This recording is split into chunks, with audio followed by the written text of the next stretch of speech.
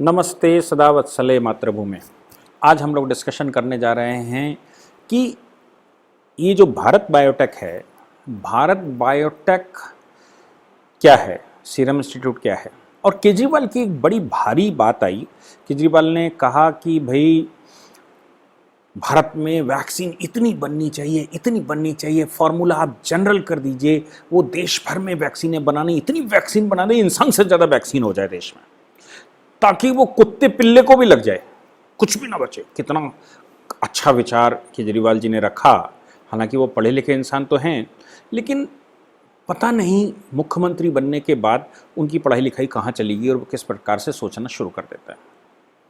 हम लोग डिस्कशन करने वाले हैं कि इंटेलेक्चुअल प्रॉपर्टी राइट के मामले में जो नरेंद्र मोदी जी ने इंटरनेशनली कहा और उन्होंने डब्ल्यूटीओ में ये पिटीशन लगाई, अक्टूबर 2020 में डब्ल्यूटीओ में पिटीशन लगाई थी। और उस समय उन्होंने ये कहा था कि इसको आईपीआर, इंटेलेक्चुअल प्रॉपर्टी राइट के दायरे से बाहर कर देना चाहिए, ताकि पूरे संसार में इस वैक्सीन का निर्माण किया जा सके।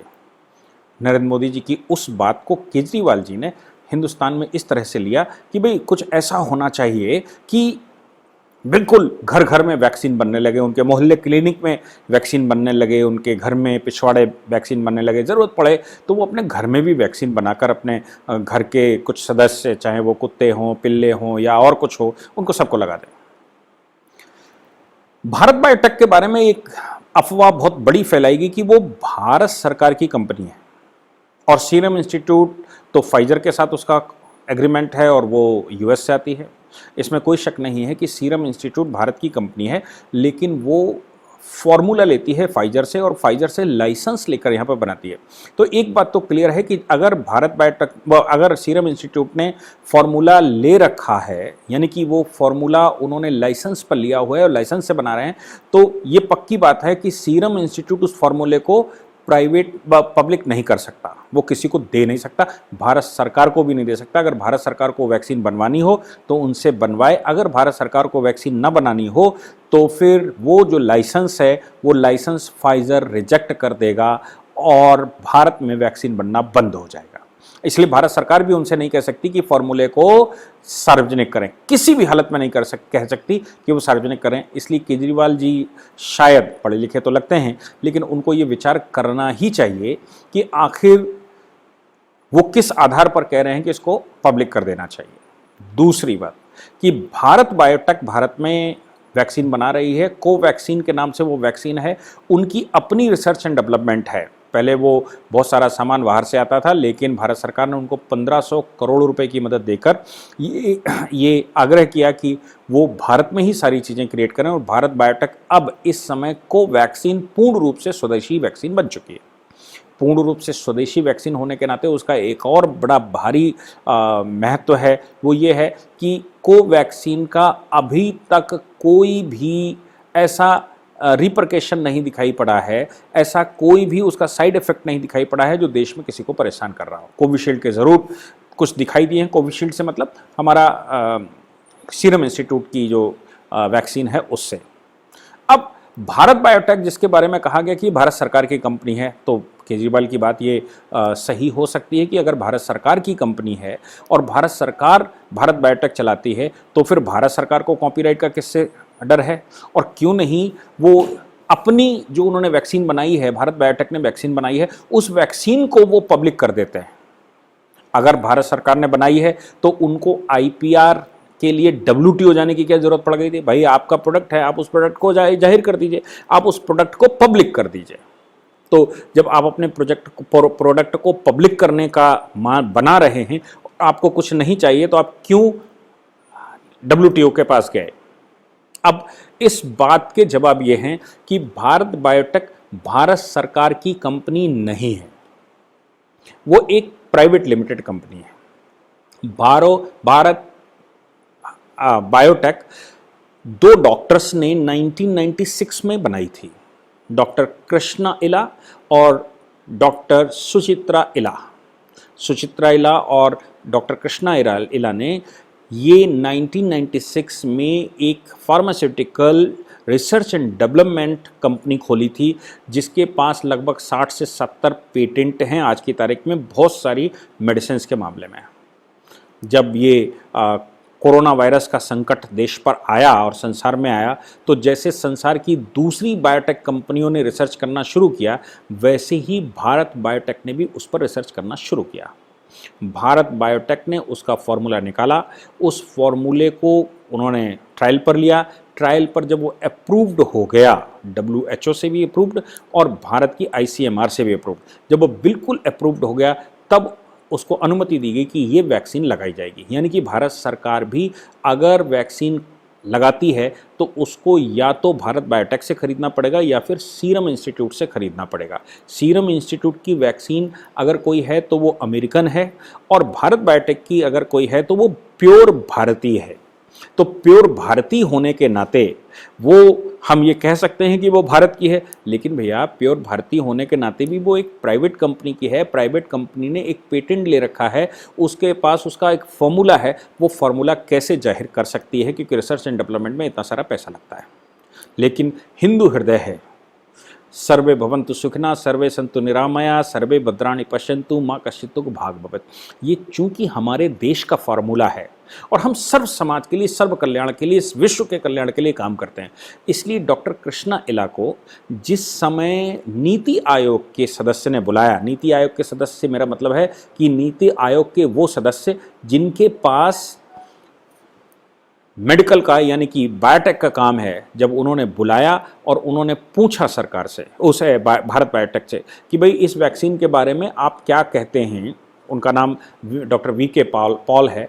डॉक्टर VK पॉल से जब पूछा गया तो डॉक्टर VK पॉल ने अभी एक स्टेटमेंट दिया और उन्होंने कहा मुझे खुशी है कि भारत बायोटेक ने ये आश्वासन दिया है कि अगर भारत सरकार हमारे फॉर्मूले से देश का भला कर सकती है तो वो वैक्सीन बनाना शुरू कर दे। हम उनको फॉर्मूला देने को तैयार हैं। वो फॉर्मूला किस रेट पर होगा, लाइसेंस फ्री होगा, लाइसेंस दिया जाएगा, वो सब बात की बातें हैं। लेकिन ये ज़रूर तय हो गया कि डॉक्टर कृष्णा इला ने ये बात ओपन हृदय से कहा कि हम देश को बचाना चाहते हैं, हम देश के लिए वैक्सीन का फॉर्मूला सरकार को देने को तैयार हैं। अब बात वहीं पर आ जाती है कि केजरीवाल माननीय जो कह रहे हैं कि घर घर बनाना शुरू कर देते हैं, तो नीति आयोग का कहना है कि ये जो बायोटेक लेवल 3 का प्रयोगशाला होती हैं उनमें ही वैक्सीन बनाई जा सकती है। इसीलिए BSL 3 लेवल की प्रयोगशालाएं चाहिए, वहाँ वैक्सीन मैन्युफैक्चरिंग के लिए स्थान चाहिए। जैसे आपने BS4 पढ़ा होगा, BS3 पढ़ा होगा, BS5 पढ़ा होगा, BS6 पढ़ा होगा, ये जो इंजन के लेवल होते हैं ना गाड़ियों के, वैसे ही प्रयोगशालाओं के भी लेवल होते हैं BSL 3। अब BSL लेवल 3 की प्रयोगशालाएं भारत में कितनी हैं, इस पर डिपेंड करेगा कि भारत की स्पीड क्या होगी। इसलिए नीति आयोग ने भी, भारत सरकार ने आश्वासन या खुशी जताते हुए कहा कि भाई भारत बायोटेक तो देने को तैयार है, लेकिन हमारे यहाँ वैक्सीन सबको नहीं दी जा सकती। खास तौर से मैं बता दूं कि केजरीवाल के मोहल्ला क्लिनिक को तो नहीं दी जा सकती, केजरीवाल के जो प्राथमिक केंद्र हैं उनको नहीं दी जा सकती, उनके घर में वैक्सीन नहीं बनाई जा सकती। अब केजरीवाल को चाहिए, अगर वो वैक्सीन बनाना चाहते हैं और वो भारत सरकार से कह रहे हैं कि वैक्सीन बनाओ और इतनी बना दो कि बिल्कुल घर घर में कुत्ते बिल्ली को भी लगा दी जाए, तो उनको चाहिए कि वो दिल्ली में एक बड़ा BSL 3 लेवल की प्रयोगशाला का निर्माण तत्काल करवा दें। दिल्ली के पास पैसे की कमी नहीं होती, देश भर का पैसा वहाँ पर इन्वेस्ट होता है, वहाँ टैक्सेशन पूरे देश का होता है, दिल्ली को करना कुछ नहीं होता। फैक्ट्री नोएडा में लगी होती है, गाजियाबाद में लगी होती है, गुड़गांव में लगी होती है, और उसका कॉर्पोरेट ऑफिस दिल्ली में बनता है। इस नाते दिल्ली को उसका टैक्स फ्री का मिलता है, सिर्फ एक कमरे में कॉर्पोरेट ऑफिस बनाने के लिए, जबकि पूरा काम उसका उत्तर प्रदेश या फिर किसी और किसी प्रदेश में हो रहा होता है।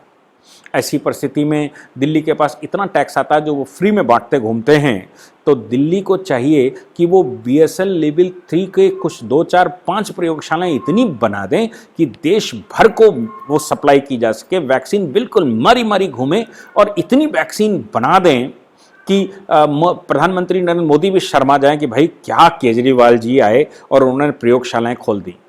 नीति आयोग का कहना है कि भारत में BSL 3 लेवल की प्रयोगशालाएं बहुत कम हैं। उनमें से कुछ 3 या 4 प्रयोगशालाओं को ऑलरेडी इंगेज किया जा चुका है, जो वैक्सीन बनाना शुरू कर चुकी हैं। अगले महीने से उनके प्रोडक्शन बड़े लेवल पर होने शुरू हो जाएंगे।